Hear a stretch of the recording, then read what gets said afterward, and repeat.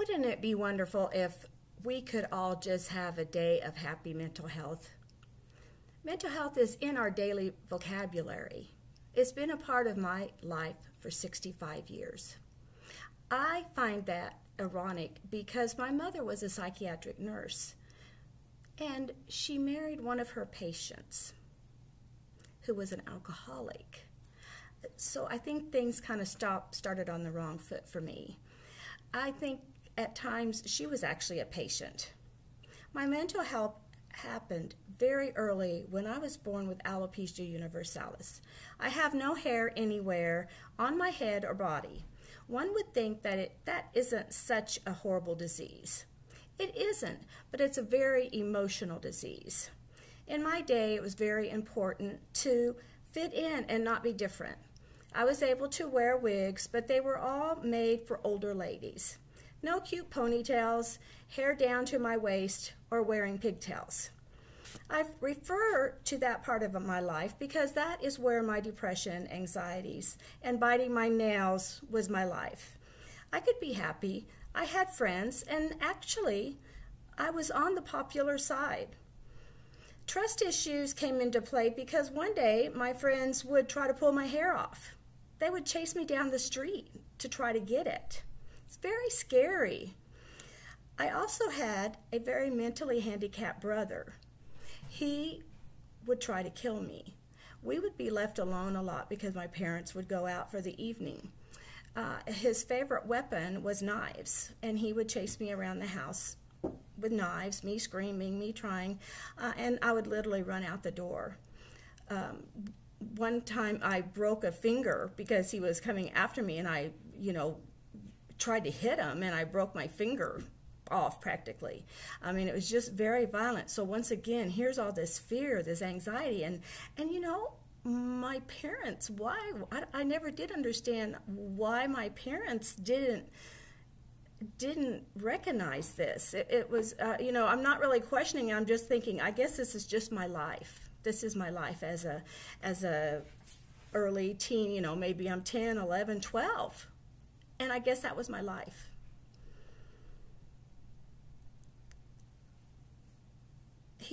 It took him a while to figure out, or it took my parents a while to figure out that he needed to live somewhere else. And at 15, he was moved out of the home into a sheltered living, and he never lived with us again. We did have relationships, but he didn't live with us in the home. In high school, my depression was apparent. I wasn't maturing in the ways my girlfriends do. I was very self-conscious about my lack of hair, and I was so ready to be out of high school. Let's talk about lack of mental health care back in the 70s for young people.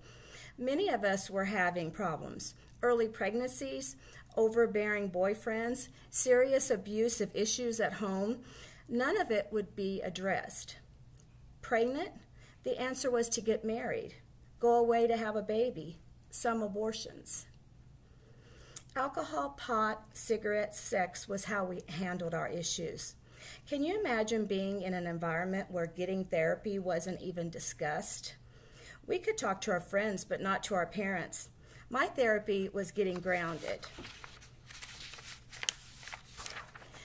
Threatened to be sent to some Baptist school, loss of car privileges, and my dad would put a lock on my phone so I couldn't call anyone while they were out. Because when I was grounded, I was grounded. One time, we didn't speak for 3 weeks, and he literally wrote me letters and sent them in the mail. I guess everybody does that, right? I moved away from home at 18 to a little town to attend a junior college. I was so happy to be able to start my life over where no one knew me. I had a little apartment and was always afraid at night. I made several friends and met my future husband there. My life changed in that little town when I was raped while I was passed out drunk. I was a virgin, and it changed me forever. The whole college knew what happened, and it was mortifying. My drinking went to a new level, and so did my drug use. I did marry my first husband, but was battling depression every day. I went to my family doctor to talk about being sad, and he told me to have a baby and quit thinking about myself. Unbelievable. I did have a baby, and my depression and anxiety and drinking increased. Divorce, met somebody else quickly, married, and had another baby, and I became suicidal. I was married to a dangerous man who actually strangled me, and the only reason I'm alive was because I woke my daughter up screaming. We went to a therapist after that happened, and she said, for me not to start fights with my husband when he was drunk. Life became so dark.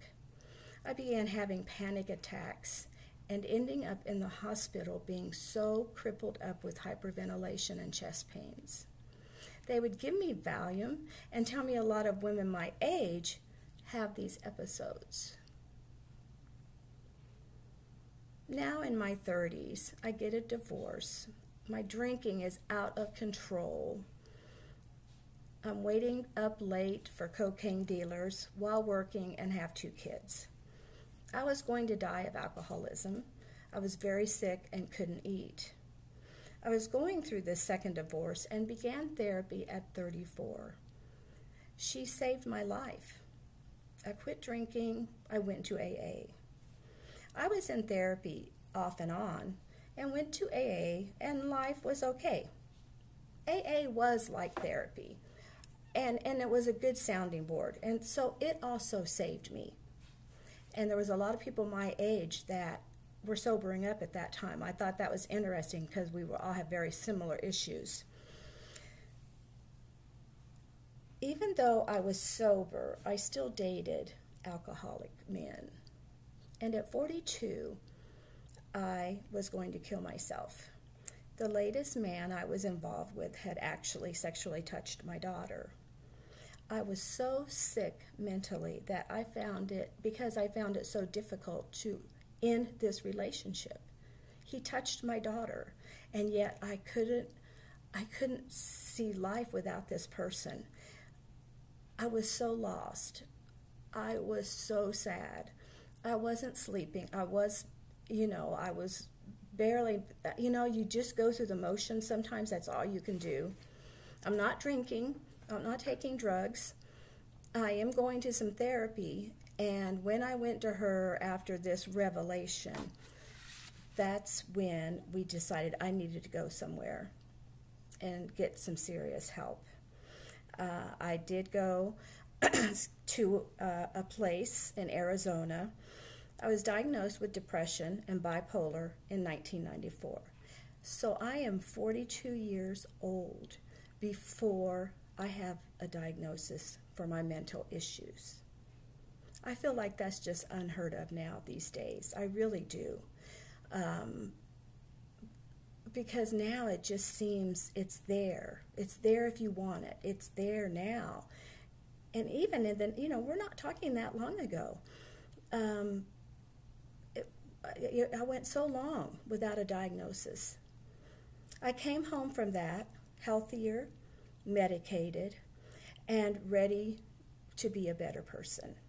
I vowed not to date for a year, which seems minimal at this time, but that was a big thing because men was a problem for me.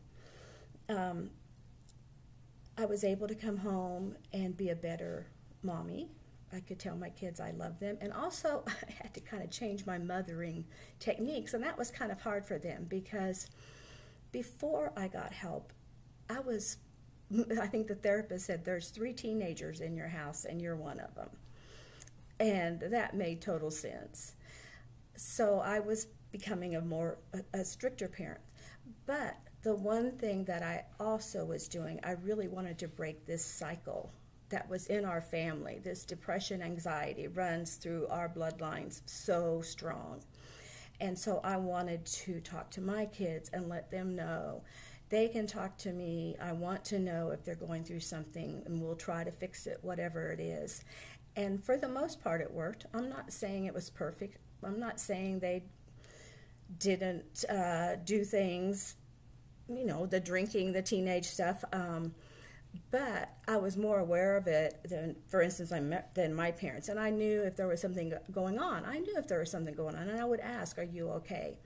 So that being there made me more aware to pay attention to what they were going through too, because they're in that junior high and high school year. I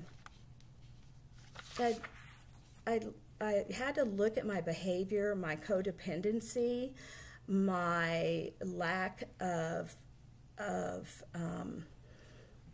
I always had compassion for people, but my lack of self-worth, what I had by the time I went to the mental facility. And when I say that word codependency, back in the day, that was the word of the day. And it was a very interesting concept, and it still is to this day. And it's just about that you care more, just like me not wanting to end that relationship with that man after he touched my daughter. That was a very codependent move. I couldn't see, I couldn't let go of that person because for some reason I felt like I needed him in my life no matter what happened. With my medication, I was put on Effexor, antidepressant, and I was also put on lithium. Both of those working together really helped me a lot. It was funny, my friends would say, you're not talking so fast. You sound so different. You start thinking, well, what was I just driving everybody crazy? It was very odd to be told how much my behavior and how I acted and talked were affected by taking this medication. My manics became less, and my manics were all about not sleeping. I worked second and third shift jobs, and if I wasn't working, I was golfing, I was playing tennis, I was taking a class, I was doing everything. A lot of times I couldn't even sleep on my bed because, I didn't fold the laundry, I was sleeping on the divan. It was just a very manic, messy lifestyle I had. And so it really helped that I was able to get some sleep. I was actually diagnosed with sleep deprivation because I had worked third shift for 3 years and probably hadn't slept more than 1 or 2 hours most of that time. And so I became healthier. I went to a second shift, no longer working third shift, and also being more around for my kids. Both my son and daughter suffer from depression, and my daughter they are both in their 40s now, and my daughter is medicated, and it has really helped her a lot in therapy. My son, we actually have had a difficult relationship a lot of our life together, but now I do believe we're making a healthy turn, and I'm hoping that he's also going to get some help for his depression. I really am so happy about that because it's never too late. I was still 42. It's never too late to get that help. We can just suffer and suffer, and we get through it. We get through it however we're going to get through it, either by drinking, drugging, activity, sex. Somehow we manage it. What I would like to know is, I want everyone to know that even when it is just darkness surrounding you, that you are down to your last dime, your family has totally fallen apart, someone has died, you almost died but survived.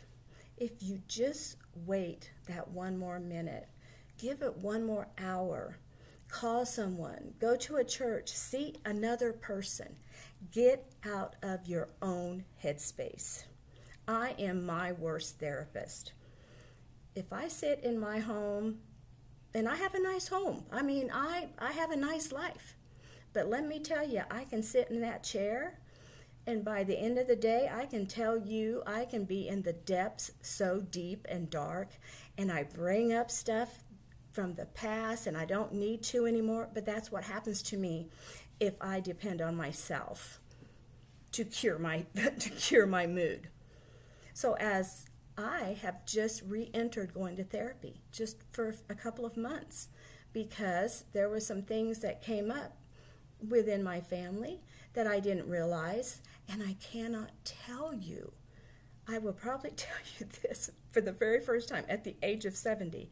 I have done 2 very adult things regarding issues with my children, my older children, that I listened, I apologized, and I said, I'm sorry, and I really don't want to continue that behavior. I did that at 70 years old. You cannot believe the difference it has made. Instead of me once again going down to that level, we call it, you circle back and you circle back and you just go back over the same old crap. I'm not doing that anymore, and I'm just learning that at 70. See what I mean? Every day, every year. I've had miracles happen to me over and over, and sometimes they're little. Sometimes you don't know that that was a miracle that just happened. Maybe in your depths, somebody just called, or maybe you got a letter, or usually for me, it's a phone call, or I got out and I went outside and something cool happened. Maybe I saw a praying mantis. You know, I don't know. Sometimes it's just something, just a message of some kind that is like, okay, it's okay, I'm going to be okay. I could never figure out why I was alive, why so many nice people died. You know, whenever a nice person dies, oh my God, they're in the newspaper and they talk about, oh, they were this and they were straight A's and they helped the whole world. And then I thought, oh my God, here I am and I'm just this drunk and I'm just this mean person. And, you know, it was really hard for me to even be, I could never figure out why I was alive. I always thought I was just going to die. I'm just going to die. I'm not going to live to see anything. And that brings on a lot of that anxiety, panic attacks, which were really scary. I didn't die, and one thing I'm happy about is that I didn't die, and if I do now, I'm not leaving wreckage behind me. A lot of people are left with wreckage. I've had to make amends, I've had to change, I've had to care about others. You know, now I volunteer. I can be there for friends and family. I've been at the bedside of family members as they pass away. I'm able to keep learning. I keep reading. I keep trying to understand, and I just keep praying. I am now a stand-up comedian. I am a storyteller. I'm a part-time travel agent. We keep going because that is what we are made of. We are strong to survive our deadly thoughts. And only those of us who go through that know how much strength that takes. We are strong to not be afraid to admit our difficulties and ask for help. We are strong because we are here for a reason. We do not know what that reason is, but we are still here. We are strong. And maybe we are still here because we can help somebody else be strong and not be afraid anymore. Thank you. My name is Jay Patterson.